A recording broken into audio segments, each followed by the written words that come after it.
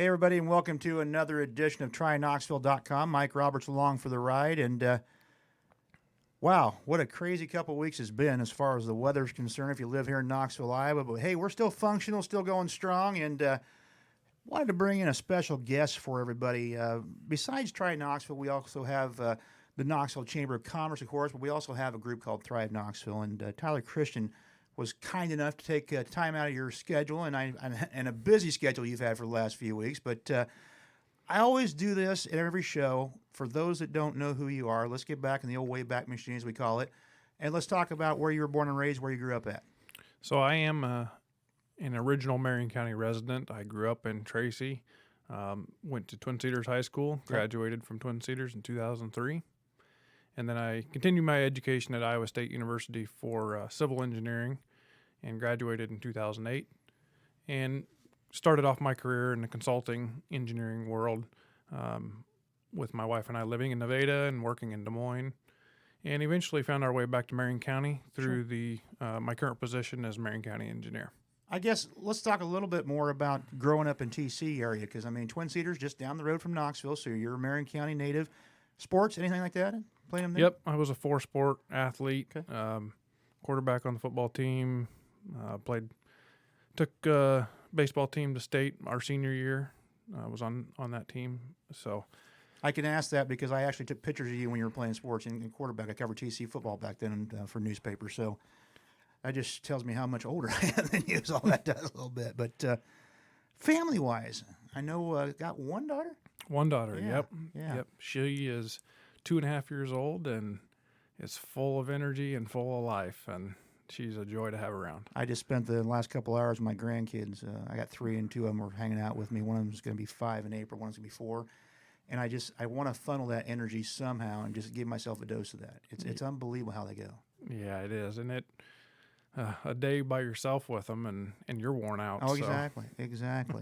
Probably good for us. Yeah, one of the things you're a huge part of, and with the engineer's office, you guys have been beat up this year, and I want to thank you for keeping our roads. Let's get off that subject here in a little bit, but our roads have been phenomenal for the dose of winter that we've gotten. I mean, Knoxville doesn't get this type of weather consistently for this many weeks ever. I mean, I can think of twice in my lifetime, and it's been brutal.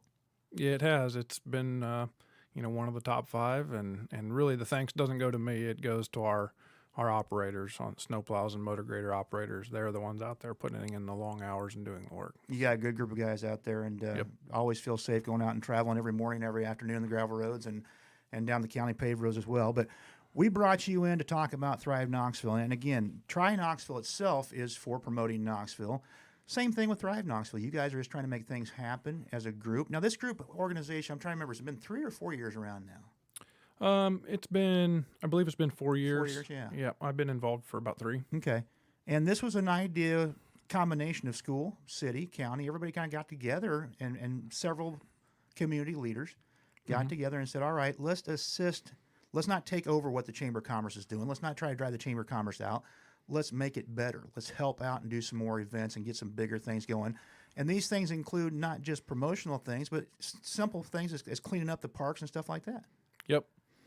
Like you said, it started out with a group of community leaders. The hospital was the one you didn't mention there, but the city, the school, and the hospital, and then some community leaders as well. And originally, the mission was just to intentionally promote the positive things going on in Knoxville, and that could be through a variety of tactics, events, communications, incubation and collaboration amongst other organizations and businesses. So, yeah, it was just there to assist. Since then, the original development of this organization, we have had a strategic planning session and revised our mission and objectives a little bit. Sure.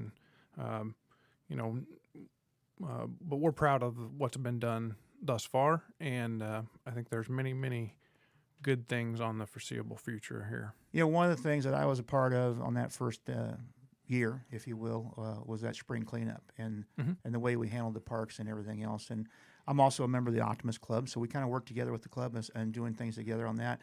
And besides cleanup, it was also kind of rebuilding some things and, you know, putting down some new dirt and And it was a good turnout. I was just completely impressed. Of course, it was a beautiful day too. Yes, it was.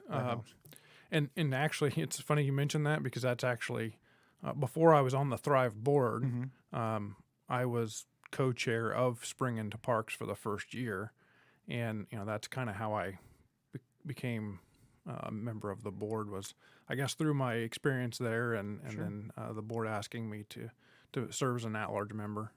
So, yeah, through Spring into Parks that first and second year, and then other events Thrive has held, I'm always amazed at the outpouring of either volunteerism or generosity through various ways from the Knoxville community. It's always amazing, and it's very enlightening.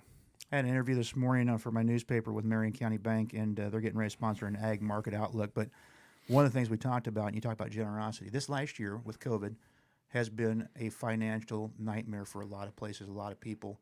But yet somehow or another, Knoxville keeps coming up to the plate and hitting grand slams, not just home runs, grand slams. Jim Udemark, Jim and Angie just finished up Coaches versus Cancer, busted over $50,000 this year alone.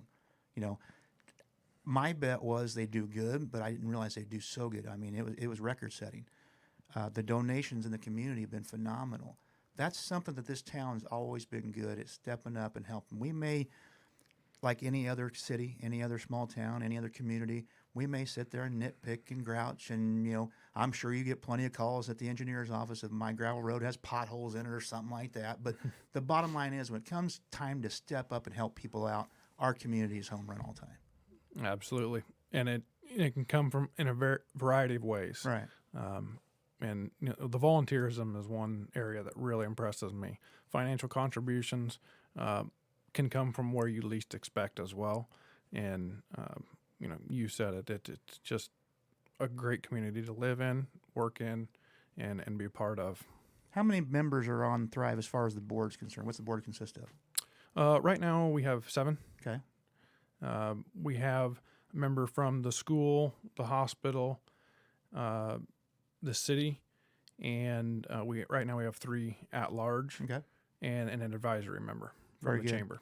You mentioned the hospital too, and I wanted to come back to this a little bit because Katrina really puts out the press releases all the time. I mean, that's what she does in PR anyway, and it takes all these tools, if you will, the board members and the volunteers to get together to make this experience happen and happen. I don't want to say without any hitches, because everything has a little bit of hiccup that people don't always see. But, one of the things coming up again, we talked about spring, but we talk about 4th of July too.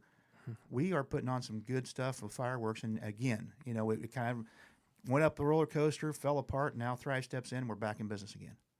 Yeah, that's something Thrive's been pretty positive about in the collaboration to make that 4th of July event what it is. It took some partnership between Thrive and the city of Knoxville, and then I think it was last year or the year before, the racetrack.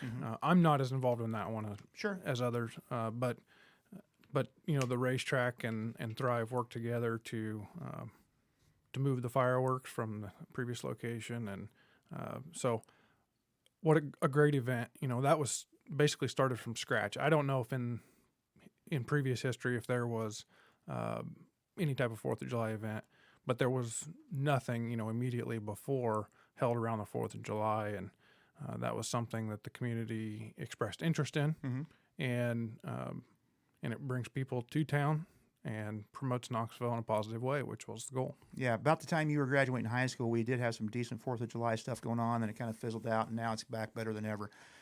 Let's talk about some of the things you are a part of, because this is what just thoroughly impressed me. But before we talk about last winter, let's talk about previous. One of the things Thrive has done is enhance living windows downtown Knoxville. And again, that's collaboration with Knoxville Chamber of Commerce and other organizations as well. And you talk about an event, rain, shine, snow, ice, it didn't matter. Knock on wood, most of the time, it was a beautiful night for everybody. But again, COVID hits.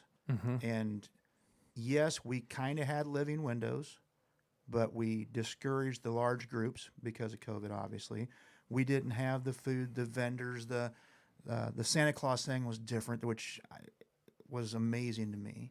But explain how we came up with the solution for living windows, and then we'll talk about the home run I think that was hit after that. I think it was that same struggle that many businesses and organizations were having. How do you, I think the 2020 word was pivot. Right. How do you pivot and how do you keep things relevant in the community? And Living Windows was definitely one of those events that we did not want to fall to the wayside. We wanted to keep it relevant and in the forefront of people's minds and a staple in the community moving forward. Right.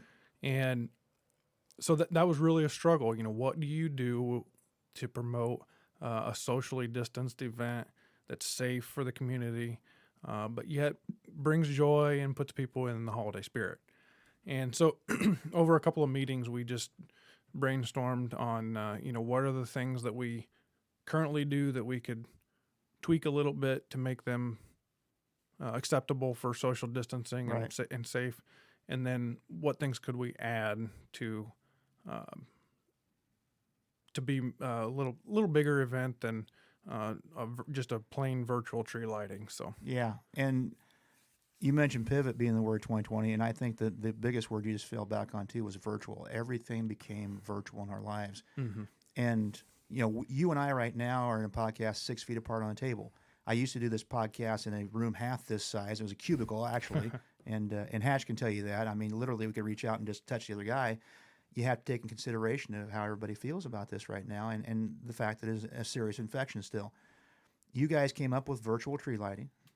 Again, some of the windows did participate. There was a contest, but the home run, and I got to say kudos to whoever brought this in, thought this up, whatever, was, and it's been done in other communities, but as fast as it came together, at least I think it was fast. Yep. You guys did a drive-through Christmas light out in Marion County Park. Yeah, I want to say Steve Mott maybe was the one who originally pitched the idea at our board meeting. And it was not the first time that a drive-through lighted Christmas display has been pitched for Marion County Park. So it wasn't a new concept to the community. And you can ask Steve Edwards with Marion County Conservation about that.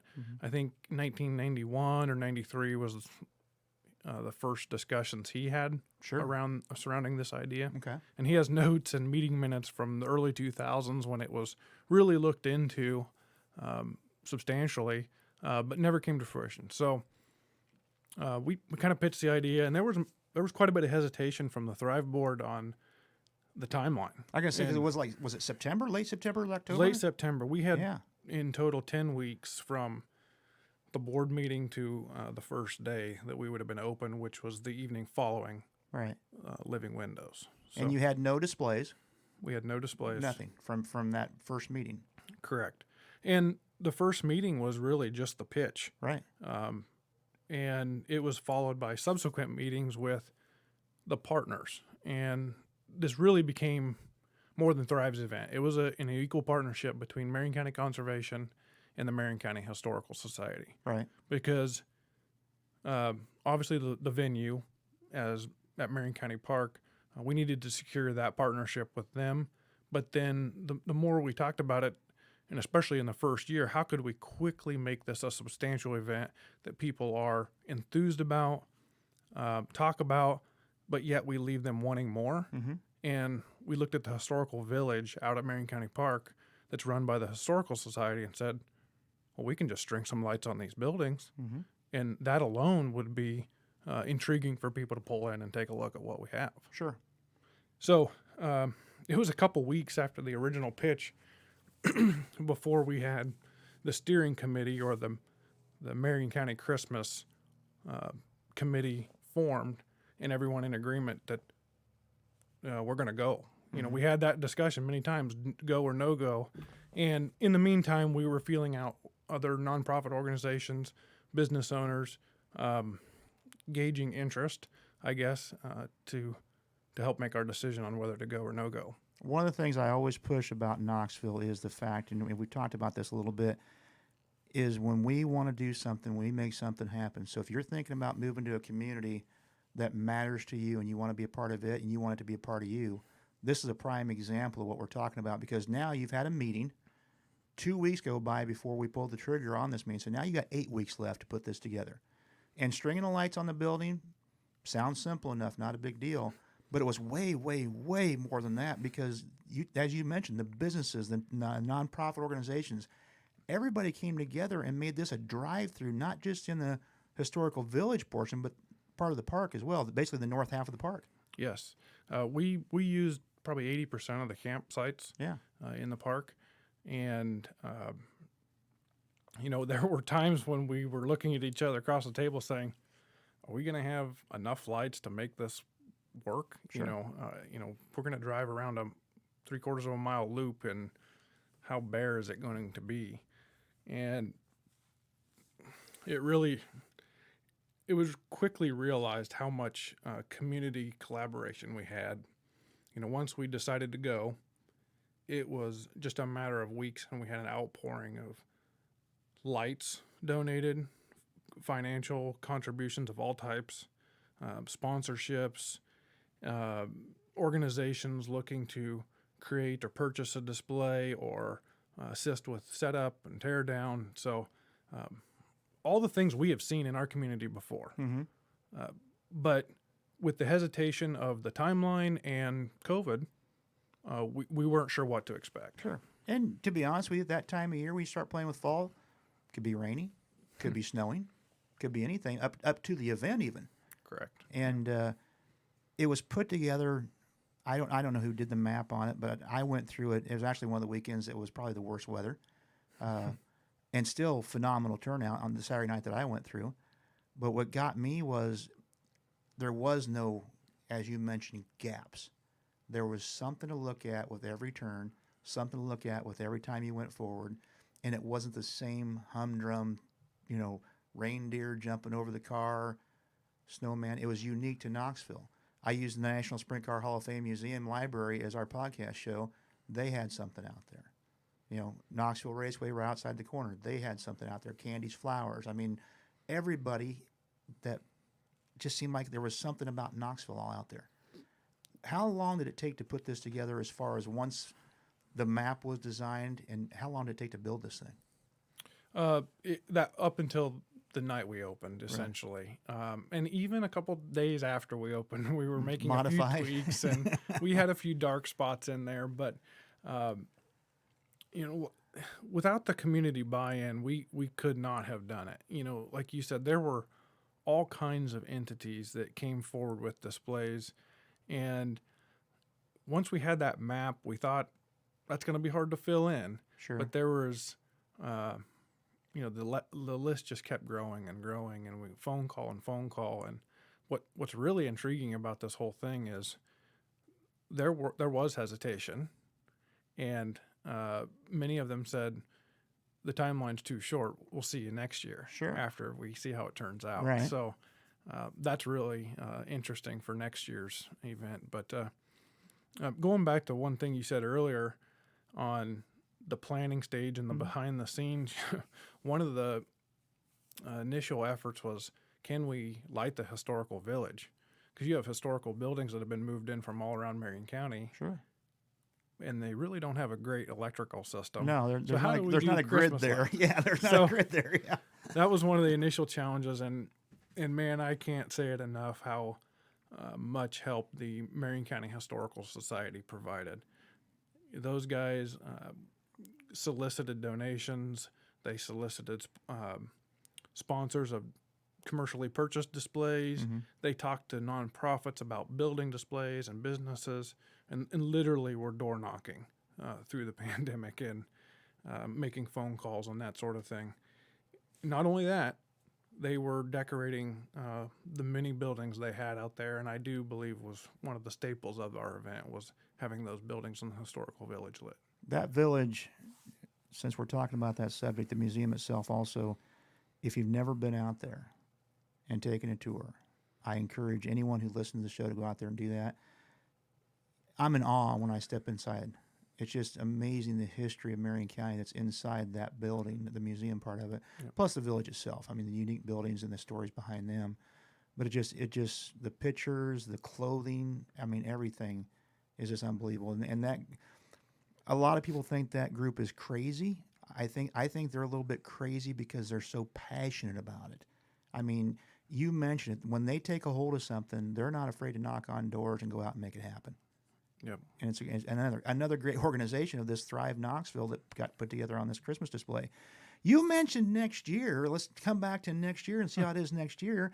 The skepticism in this thing, there's skeptics out there. Let's see how it works for you. Maybe we'll come back.